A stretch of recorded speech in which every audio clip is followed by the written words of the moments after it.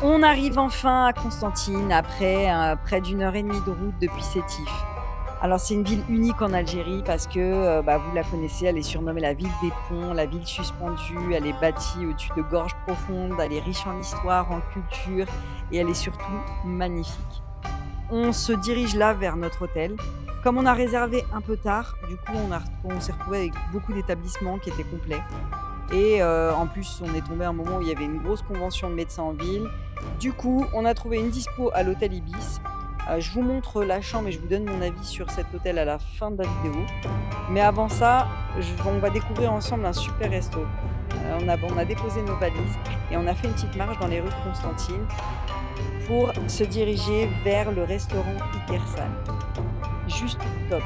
Il a une déco incroyable et surtout une vue panoramique sur les ponts de la ville. Le lieu, il est vraiment beau.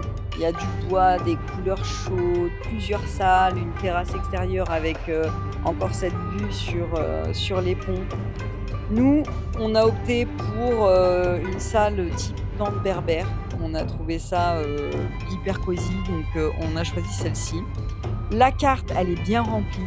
Je vous la montre à l'écran. Si vous voulez mettre pause pour regarder, la variété des choix, les prix et cetera, n'hésitez pas à mettre pause. Nous, on a testé une chouchoura à l'agneau à 1 900 dinars, un mtouem à 1 400 dinars et un cocktail à base de bananes et de dattes, le brown, à 600 dinars.